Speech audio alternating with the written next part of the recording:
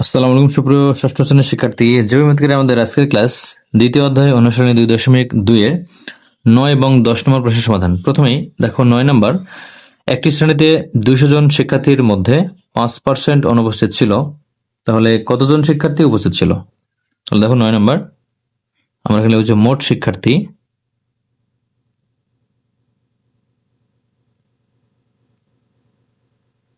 সমান 200 জন।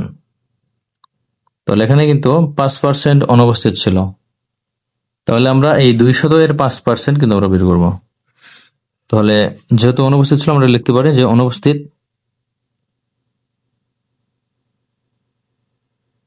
ছিল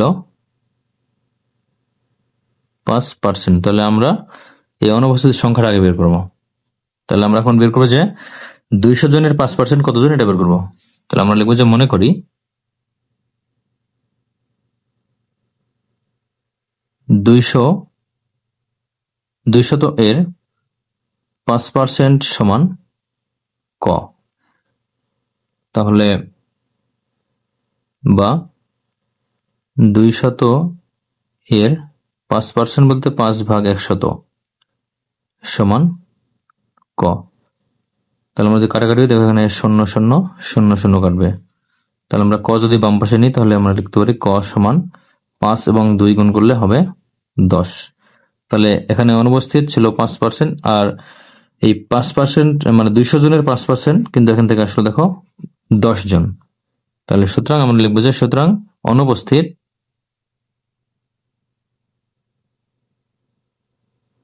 সমান 10 জন। তাহলে আমাদের কিন্তু বের করতে হবে উপস্থিত ছিল কতজন।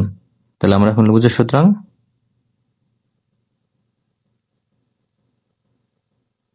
উপস্থিত শিক্ষার্থী সংখ্যা, তাহলে 200 জনের মধ্যে 10 জন অনুপস্থিত, তাহলে আমরা এখানে বিয়োগ করলেই পাবো। তাহলে সমান, এটা সমান হবে 200 বিয়োগ 10 জন। তাহলে সমান 200 থেকে 10 বাদ দিলে 190 জন, এটা হবে অ্যান্সার। অর্থাৎ 190 জন উপস্থিত ছিল। এখন 10 নম্বর অঙ্ক দেখো। 10 নম্বর দেওয়া আছে জাহেদ 10% কমিশনে একটি বই ক্রয় করে দোকানে গিয়ে 180 টাকা দিল। বইটির প্রকৃত মূল্য কত? আমরা এটা মুনাফার নিয়মে করতে পারি। দেখো 10 নম্বর, যে মনে করি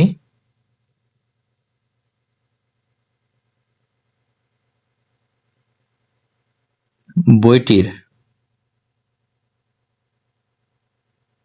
প্রকৃত মূল্য সমান, আমরা ধরে নেব 100 টাকা। তাহলে এখন 10% কমিশনে মূল্য, তাহলে এখানে হবে কি 100 টাকায় 10 টাকা। তার মানে হচ্ছে আমাদের বিয়োগ করতে হবে 100 বিয়োগ 10 টাকা,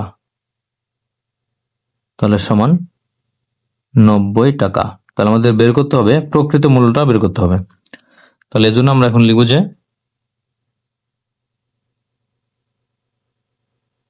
কমিশন মূল্য 90 টাকা হলে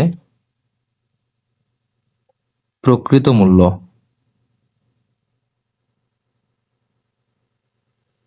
100 টাকা। তাহলে সুতরাং কমিশন মূল্য যদি 1 টাকা হয়, তাহলে প্রকৃত মূল্য হবে 100/90 টাকা। তাহলে এবার কমিশন মূল্য, কমিশনদের যেই মূল্যটি পরিশোধ করেছে 180 টাকা, এটা কিন্তু কমিশন মূল্য। তাহলে 180 টাকা হলে তাহলে প্রকৃত মূল্য হবে 100/90 গুণ 180 টাকা। তাহলে এখানে 0 কাটবে, 9 দ্বারা 18কে ভাগ করলে 2, তো 2 এবং 100 গুণ করলে হবে 200 টাকা।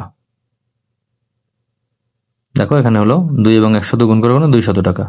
সুতরাং আমরা লিখতে পারি প্রকৃত মূল্য